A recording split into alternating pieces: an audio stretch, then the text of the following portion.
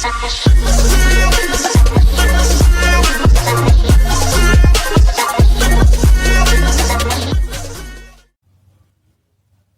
manusia harimau dari Sumatera.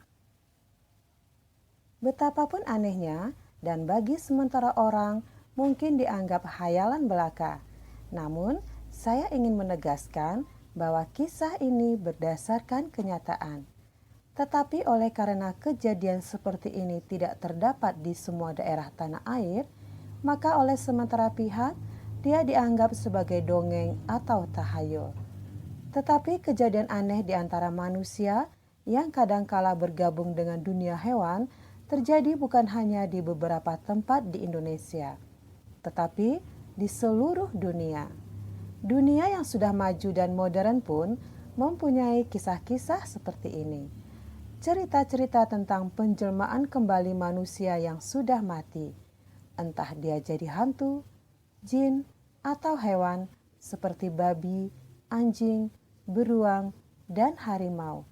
Ada juga yang menjadi burung, tikus, kucing, atau ayam. Manusia harimau yang akan saya kisahkan ini asal mulanya hanya dikenal oleh penduduk Tapanuli Selatan berbatasan dengan Minangkabau. Tetapi orang-orang yang mewarisi simpanan atau pernah bersumpah kemudian pindah ke kota-kota besar.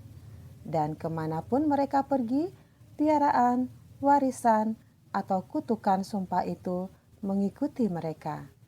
Karena di masa-masa biasa, mereka juga manusia biasa seperti manusia lainnya. Dan mereka kawin dengan manusia biasa. Maka terjadilah hal-hal yang mengejutkan, menakutkan, membawa kematian, kegilaan, dan kepanikan.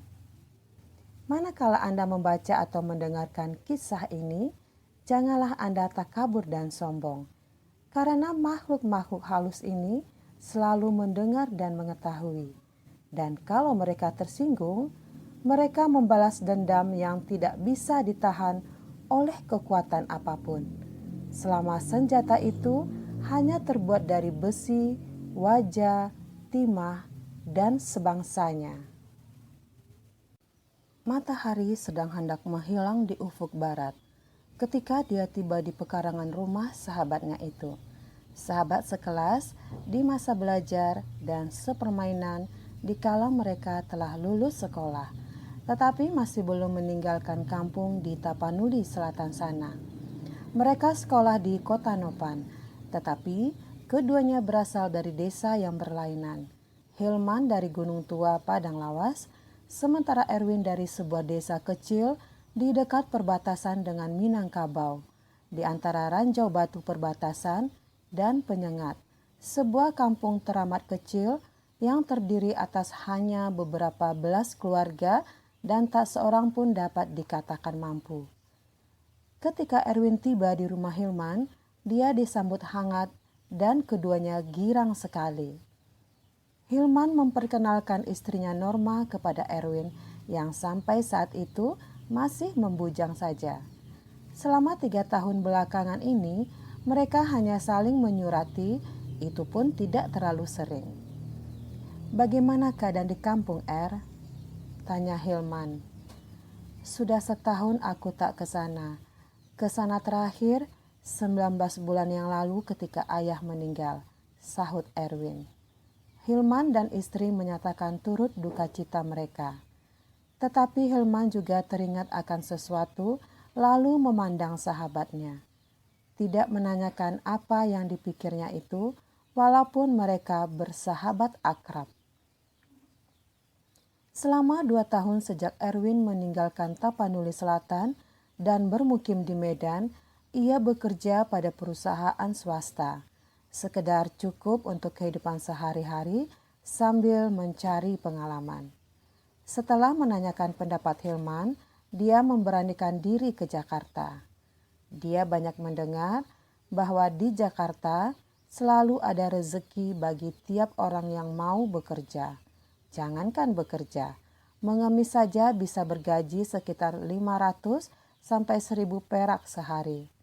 Bagi Erwin yang rajin, mungkin peluang akan lebih besar. Hilman bertanya tentang beberapa sahabat lama mereka. Masih banyak yang tinggal di Tapanuli, berdagang kecil-kecilan, menganggur, atau ke sawah. Ada beberapa orang adu untung di Siantar, Tebing, atau Medan. Beberapa orang yang tergolong mampu atau punya keluarga yang mampu meneruskan tuntutan ilmu mereka ke sekolah tinggi atau universitas. Ketika istri Hilman pergi ke belakang, dia bertanya, "Mengapa kau tak jadi dengan si Nila?" Mendengar pertanyaan ini, walaupun berusaha disembunyikan, kelihatan kemurungan di wajah Erwin. Dia hanya menjawab, "Tidak ada jodoh, Hil. Sampai sekarang aku tidak mendengar kabar tentang dirinya. Mungkin sudah kawin dengan orang yang jauh lebih memenuhi syarat. Kau tahu keluargaku, Hil, tak terpandang di kampung dan miskin lagi. Soal jodoh bukan didasarkan atas materi, Yang benar seperti katamu itu, tak ada jodoh. Siapa tahu di Jakarta ini kau akan mendapat penggantinya yang jauh lebih menyenangkan hatimu," kata Hilman. Tetapi Erwin tidak memberi komentar. Dan ketika bicara tentang Nila yang putus dengannya, Erwin teringat kembali pada sesuatu yang tadi diingatnya ketika Hilman menanyakan tentang keadaan di kampung dan bahwa ayahnya telah meninggal dunia. Peristiwa berakhirnya hidup ayahnya itu tidak sekedar berarti bahwa Erwin kehilangan ayah. Dia jadi pewaris utama karena dia anak tertua dari 3 saudara. Warisan inilah yang membingungkan dirinya, tetapi tidak harus diterimanya. Semasa hayatnya, Jalubuk punya piaraan, bukan wanita sebagaimana yang banyak dipiara oleh cukong-cukong atau setengah toke. Jalubuk punya piaraan harimau.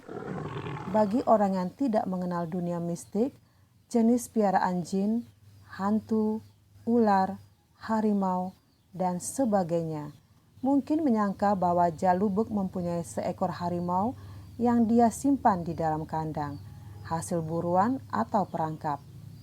Harimau piaraan sama halnya dengan hewan-hewan piaraan mistik adalah makhluk halus yang tidak dikandangkan dan tidak pula dihela pada seutas rantai kalau berjalan-jalan di waktu malam.